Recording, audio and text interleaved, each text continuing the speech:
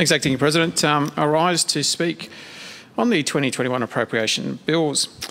And I have to say that I've read those red paperback budget papers with some positivity. I definitely conclude that Darren Hitch's Justice Party had a number of wins with items we have been pushing for a long time finally being funded.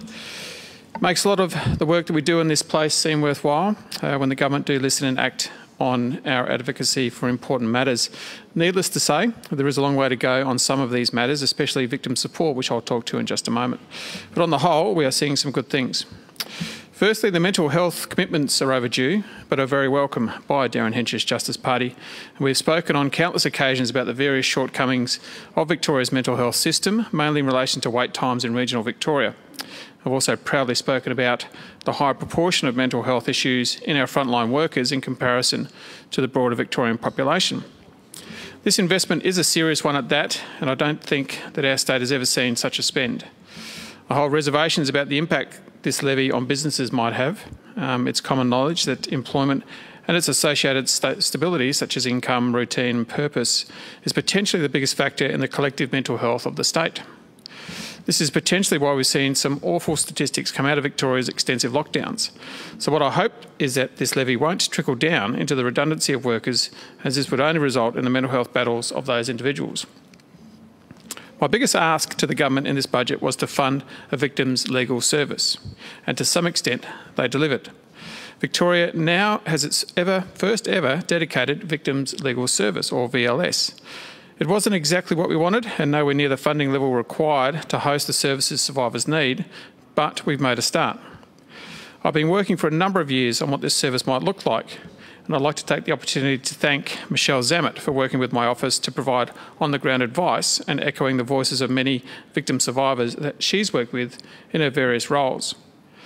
A VLS would have had a number of victim-focused services, including providing advice to a victim about their substantive legal rights and entitlements, rather than the general legal advice that the OPP or Victim Services Agency might already provide, how to make a complaint to an investigatory, prosecuting or victim support agency pursuant to the Victims Charter Act, attending conferences between victims and the police or the OPP, where the VLS could act as a victim's representative.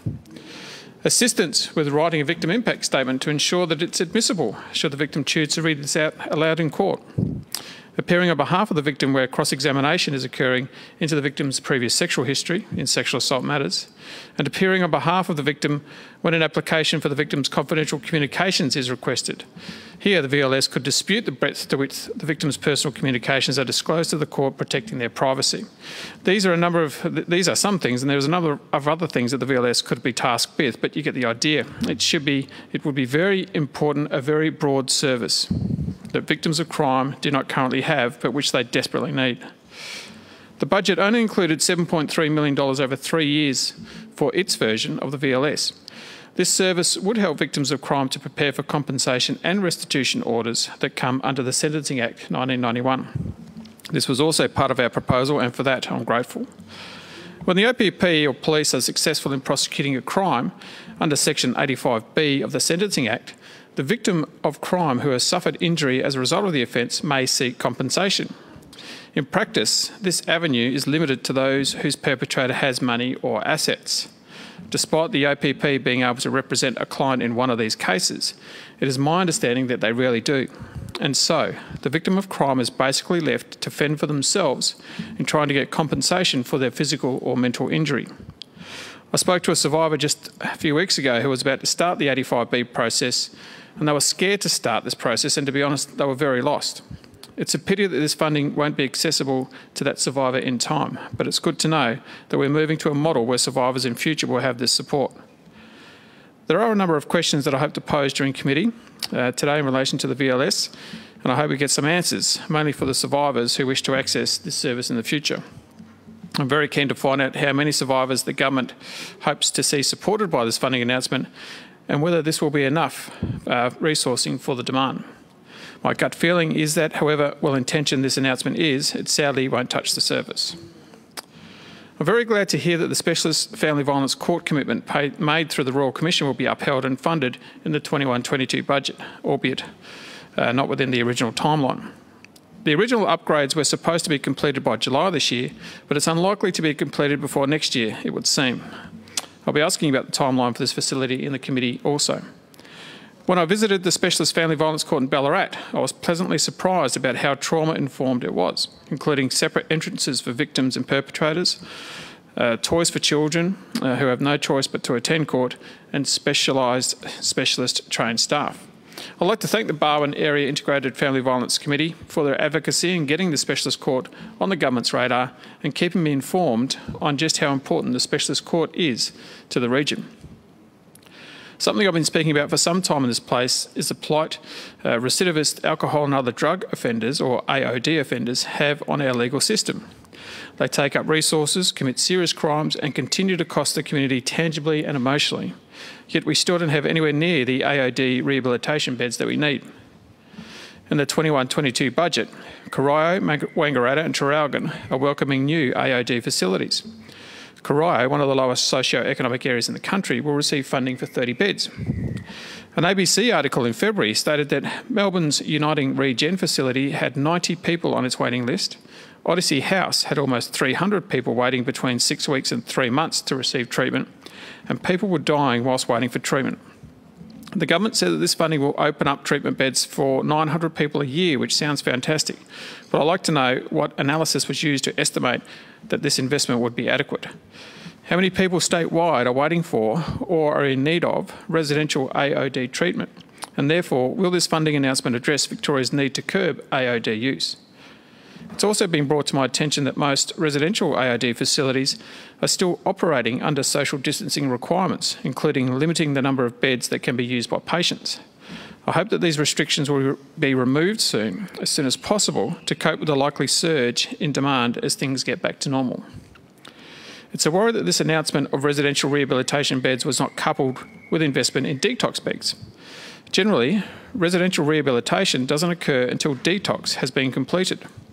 One strategy floated has been to have a number of detox beds within a residential facility to have all necessary staff on site and in one place, and provide consistency and continuity for patients. Speaking with the Victorian Alcohol and Drug Association, they absolutely welcome the announcement as well.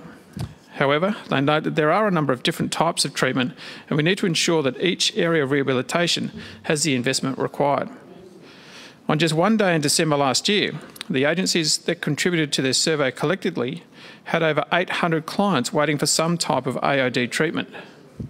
This included residential rehab, dual diagnosis, youth residential and day rehab. They note that the figure is ultra-conservative and not all agencies respond. People drop off waiting lists regularly while still requiring treatment and a range of other reasons. I read with interest in the budget papers that the Rural and Regional Workforce Incentive is being rolled out after a number of trials in different sectors. The $11 million will hopefully incentivise mental health professionals to take employment opportunities in our regions, where they're crying out for skilled workers, including from the health industry. My unfortunate scepticism from this announcement originates from revelations made in December last year that 1/4 of cash incentives that were supposed to attract school teachers to rural Victoria were being used in metropolitan Melbourne. Regional Victoria becomes a poor cousin again, and it's just not good enough that programs needed to support regional and rural workforces are being funnelled the other way. Therefore, I would have liked to have seen this funding not coming from the consolidated fund, but a fund where there are strict guidelines on how the department can and can't allocate the money. I'd also like to address an issue I've raised many times about rural and regional housing as well that ties to this point. In Yarriambiack Shire, I've heard of a person who was successful in gaining a job as a kinder teacher, but he needed to house hunt for months in order to be able to take up the new role. It's not new information that the vacancy rate in regional and rural Victoria is at an all-time low, with some suburbs not even boasting one rental available.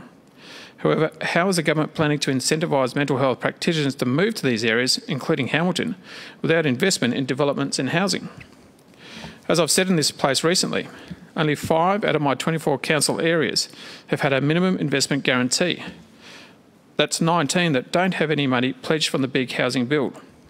So therefore, if you can't fix the housing problem, I regretfully have my doubts that you would get this incentive program working effectively as well. There was $220 million in the budget for reducing the court backlog, and I've got plenty of committee questions on this issue, but I'll leave my comments to that process so as not to double up. Very generally, I welcome the expediting of appointing additional court staff, judges and magistrates to reduce the court backlog. However, I'd like to see the figures and information the government used to determine how much investment was needed and in which areas. Until we have this information, my question would be, how do we know if this is enough? Just quickly and lastly, I'd like to also congratulate the government on finally investing a serious amount of money on child protection, $1.2 billion. Again, my sceptical mind hopes a portion of this funding will go towards longevity of successful programs instead of 12-month bursts of funding, and this is a big contributor to the loss or high turnover of staff. I've also spoken about the wait times to assess out-of-home care providers and how this inhibits the rate to which carers are checked and appointed. In summary, I'm happy with the budget and the way it addresses many issues myself and my colleague Ms Maxwell have raised in this place. It unfortunately missed out on a big opportunity to provide adequate care and support to our survivors of crime, especially sexual crimes, but they've made a start. This is better than nothing, but rest assured, we'll keep fighting for victims of crime. I commend this bill to the House.